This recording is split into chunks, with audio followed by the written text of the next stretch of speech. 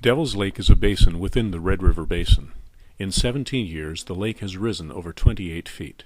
In 1992, it covered 45,000 acres, but by 2009, another 100,000 acres were underwater.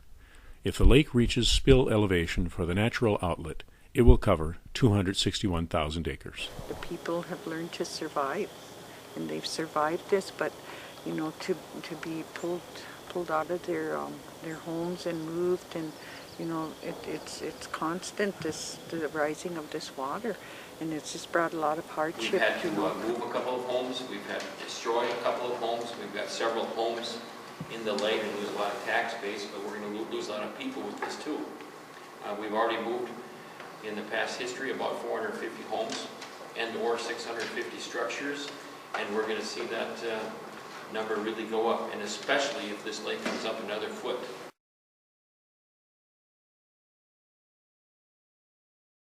Bring you up to date on our Stump Lake Park, which we put hassle barriers to protect some of the buildings last year, the cafe and the bathrooms and that.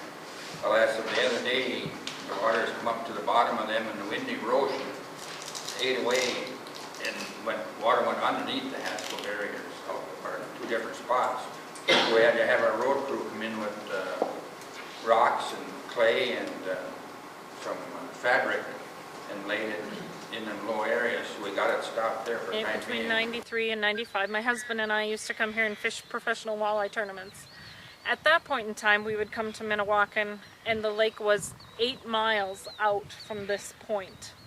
So in those years, the lake has come up and just has continued to be a rising problem for the town here.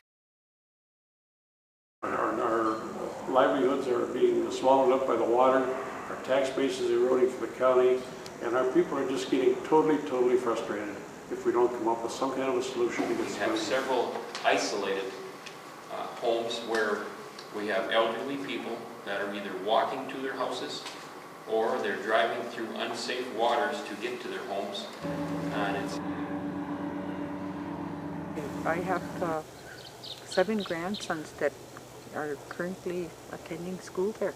My other grandsons, they talk about their grandma, that water's right up to the back door, you know, and I think that's sad because even our children are suffering, you know. Generally, the township roads in Ramsey County are in serious shape. We've got our 911 coordinator here, and it is quite a situation for emergency services to be dispatched out in the country, whether it's ambulance or fire. And it is not going to change too much this year.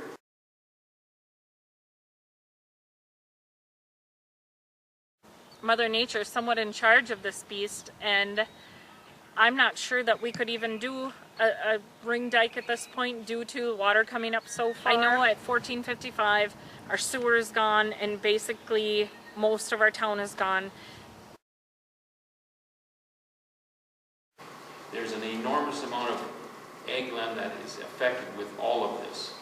It is just not the shoreline of Devil's Lake, and that is getting into more and more farmland, ranch land, and it's quite a situation. And now since the water started coming in, out of the 800 acres that I own, I probably have a little over 100 acres left. You know, you get angry because you know, so much money being spent on other things.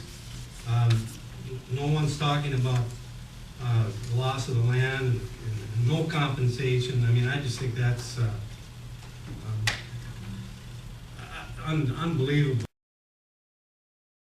The tub is just about brim full. In fact, with wave action, it affects the infrastructure, but the danger is that when you overfill that tub, obviously it's going to spill out in effect, and if the water keeps coming in and you don't drain any out, who knows how much damage is going to be done. I think we really have to be looking at the potential of a natural overflow of the lake.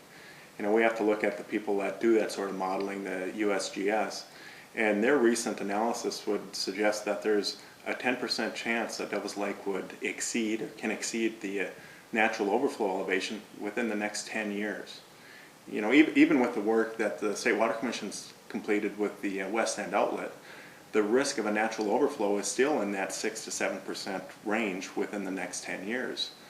And from a risk management perspective, I would say that that's unacceptable risk. If it came out of the east end uncontrolled, if we were looking at 12,000 CFS, we'd be pretty much looking at wiping out more than half of Valley City, including the whole downtown area, City Hall, everything. And as we've watched Devil's Lake go up and we've watched, you know, farmers lose their land up there, you know, we feel bad for them all, and you know that they need some help in getting some release. Devil's Lake is a problem for the entire state, and I think most people ignore it because they don't have any appreciation of what's going on up there. And to see all of the farmland that's been consumed by this lake is absolutely a tragedy as far as I'm concerned. What has happened here is catastrophic. What would happen down there would be unbelievably catastrophic. It's got to be a controlled, gradual release. No one wants to see that uncontrolled release.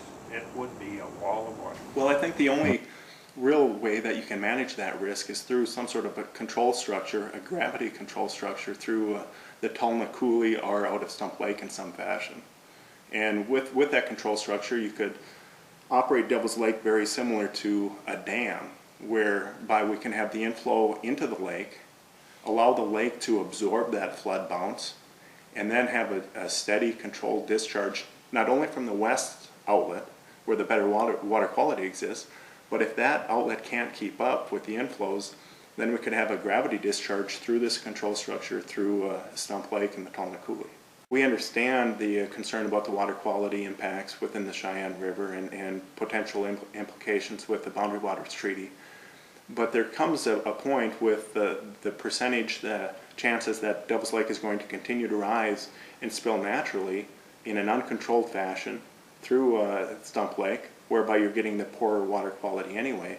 I think it's important that we look at, well, what can be done? The message I'd like to pass along is let's earn our money.